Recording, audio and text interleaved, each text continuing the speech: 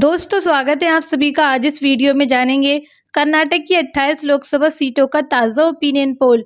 और इस opinion poll के माध्यम से जानेंगे इस बार कर्नाटक की 28 लोकसभा सीटों पर किस पार्टी का कब्जा हो सकता है। क्या साल 2019 के लोकसभा चुनाव की तरह बीजेपी कर्नाटक में अच्छी जीत हासिल कर सकती है या फिर इस बार बीजेपी को कर्नाटक से हार का सामना करना पड़ सकता है। आपको इस सर्वे में पूरी जानकारी देंगे। इस बार कर्नाटक की किस लोकसभा सीट पर किस पार्टी का कब्जा होने जा रहा है।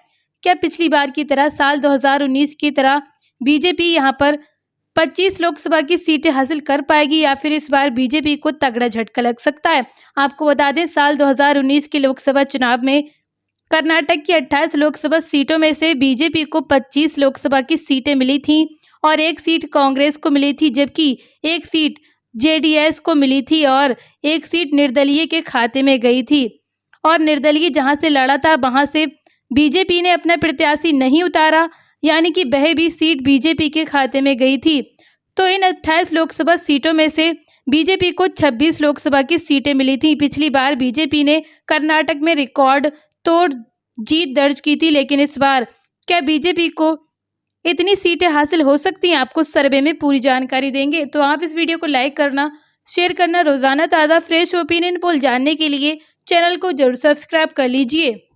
और आपको क्या लगता है इस बार कर्नाटक की इन 28 सीटों में से किस पार्टी को ज़्यादा सीटें मिल सकती हैं। आप अपनी राय नीचे कमेंट सेक्शन में जरूर दीजिए।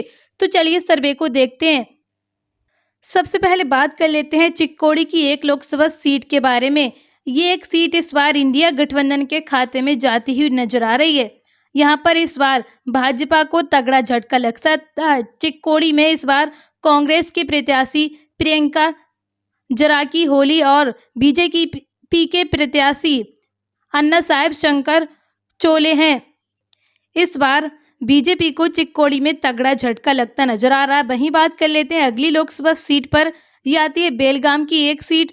इस सीट पर इस बार एनडीए गठबंधन का कब्जा होता दिखाई दे रहा है। आपको बता दें पिछली बार भी ये सीट बीजेपी ने जीती थी और आपको बता दें बेलगाम में इस बार कांग्रेस को तगड़ा झटका लगता नजर आ रहा है।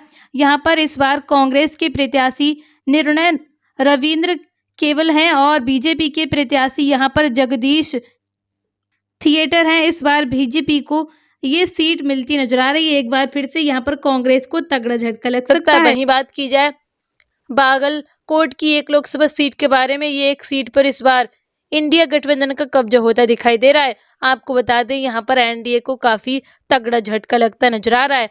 पिछली बार ये सीट सुरेश अंगड़ी ने भारतीय जनता पार्टी की ओर से जीती थी और इन्हें 3,91,304 वोट प्राप्त हुए थे, लेकिन इस बार ये सीट बीजेपी को काफी तगड़ा झटका लगेगा एक सीट पर। वहीं बात की जाए बीजापुर की एक लोकसभा सीट के बारे में, ये एक सीट इस बार एनडीए को मिल सकती है। आपको बता दें यहाँ पर एक बार फिर से एनडीए को अच्छा फायदा मिलता नजर आ रहा है।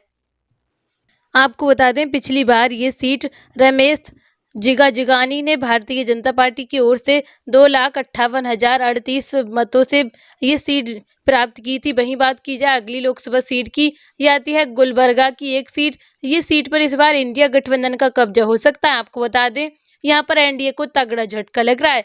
वहीं बात कर लेते हैं रायचूर की एक लोकसभा सीट पर। ये एक सीट इस बार इंडिया गठबंधन को मिल सकती है। यहाँ पर एनडीए को काफी बड़ा नुकसान होता दिखाई दे रहा है।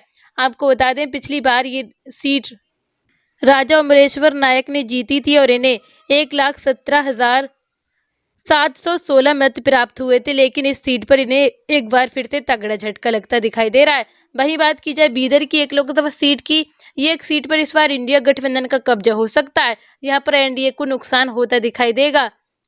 गोपाल की एक लोकसभा सीट पर बात करें, ये एक सीट इंडिया गठबंधन को जा सकती है। आपको बता दें यहाँ पर एनडीए को इस बार कोई भी सीट मिलती दिखाई नहीं दे रही है। वहीं बात की जाए बेल्लारी की एक लोकसभा सीट पर, ये एक सीट इस बार इंडिया गठबंधन को मिलती दिखाई देगी। यहाँ पर एनडीए को कोई भी सीट मिलती नजर नहीं आ रही है। इसी के साथ बात की जाए धारवाड़ की एक लोकसभा सीट पर, ये एक सीट इस बार एनडीए को मिलती दिखाई देगी। आपको बता दें पिछली बार यहाँ से प्रहलाद जोशी जीते थे और इन्हें 2,00,000 5072 मत प्राप्त हुए थे। वहीं बात कर लेते हैं अगली लोकसभा सीट की, ये आती है हावेरी की एक सीट। ये एक सीट पर इस बार इंडिया गठबंधन का कब्जा हो सकता है। वहीं बात कर लेते हैं उत्तर कन्नड़ की एक लोकसभा सीट पर इस बार एनडीए का कब्जा होता दिखाई दे रहा है। आपको बता दें यहाँ पर इंडिया गठबंधन को नुकसान होता नजर आ रहा है। अगली लोकसभा सीट पर बात करते हैं, ये आती है दावरगेरे की एक लोकसभा सीट। ये एक सीट पर इस बार इंडिया गठबंधन का कब्जा होता दिखाई दे रहा है। यहाँ पर एनडीए को तगड़ा नुकसान होता दिखाई दे रहा है। वहीं बात कर लेते हैं अगली लोकसभा सीट के बारे में, ये आती है चिकमगलूर की एक लोकसभा सीट। ये एक सीट पर इस बार एनडीए का कब्जा होता नजर आ रहा है। आपको बता दें पिछली बार ये सीट बीजेपी ने जीती थी और यहाँ पर शोभा करंदलाजे को 3,49,599 मत प्राप्त हुए थे। वहीं बात कर लेते हैं अगली लोकसभा सीट के बारे में, ये आती है शिमोगा की एक सीट। इस सीट पर इस बार इंडिया गठबंधन का कब्जा होता दिखाई देगा। हसन की एक लोकसभा सीट पर बात करें, ये एक सीट इस बार इंडिया गठबंधन को मिलती नजर आ रही। यहाँ पर एनडीए को काफी बड़ा नुकसान होता दिखाई दे रहा है। वहीं बात की जाए दक्षिण कन्नड़ की एक लोकसभा सीट पर इस बार एनडीए का कब्जा होता नजर आ रहा है। यहाँ पर एक बार फिर से कांग्रेस को नुकसान झेलना पड़ सकता है। वहीं बात कर लेते हैं चित्रदुर्ग की एक लोकसभा सीट के बारे में, ये एक सीट इस बार इंडिया गठबंधन को मिलती दिखाई देगी। आपको बता दें यहाँ पर एनडीए को काफी बड़ा झटका लगेगा। वहीं बात कर लेते हैं अगली लोकसभा सीट के बारे में, ये आती है तुमकुम की एक लोकसभा सीट। इस सीट पर इस बार इंडिया गठबंधन का कब्जा हो सकता है। यहाँ पर एनडीए को कोई भी सीट मिलती दिखाई नहीं दे रही है। वहीं बात कर लेते हैं अगली लोकसभा सीट के बारे में, ये आती है मांड्या की एक सीट। इस सीट पर इस बार एनडीए का कब्जा होता नजर आ रहा है। यहाँ पर इंडिया गठबंधन को कोई भी सीट मिलती दिखाई नहीं दे रही है। वहीं बात कर लेते हैं अगली लोकसभा सीट के बारे में, ये आती है मैसूर की एक सीट। इस सीट पर इस बार इंडिया गठबंधन का कब्जा होता नजर आ रहा है। आपको बता दें यहाँ पर बीजेपी गठबंधन को इस बार काफी तगड़ा झटका लगेगा। वहीं बात कर लेते हैं अगली लोकसभा सीट के बारे में, ये आती है चामराजनगर की एक सीट। इस सीट पर इस बार इंडिया गठबंधन का कब्जा होता दिखाई दे रहा है। यहाँ पर इस बार एनडीए को काफी बड़ा नुकसान हो सकता है। पिछली बार ये सीट बीजेपी ने जीती थी, लेकिन इस बार इस सीट पर इंडिया गठबंधन का कब्जा होता नजर आ रहा है। वहीं बात की जाए कोलार की एक सीट के बारे में, ये एक सीट इस बार एनडीए को मिल सकती है। वहीं बात कर लेते हैं अगली लोकसभा सीट के बारे में, ये आती है बेंगलुरु की ग्रामीण की एक सीट। इस सीट पर इस बार इंडिया गठबंधन का कब्जा होता नजर आ रहा है। यहाँ पर भारतीय जनता पार्टी को काफी बड़ा नुकसान झेलना पड़ सकता है। इसी के साथ बात की जाए बेंगलुरु उत्तर की एक लोकसभा सीट के बारे में, ये एक सीट इस बार इंडिया गठबंधन को मिल सकती है।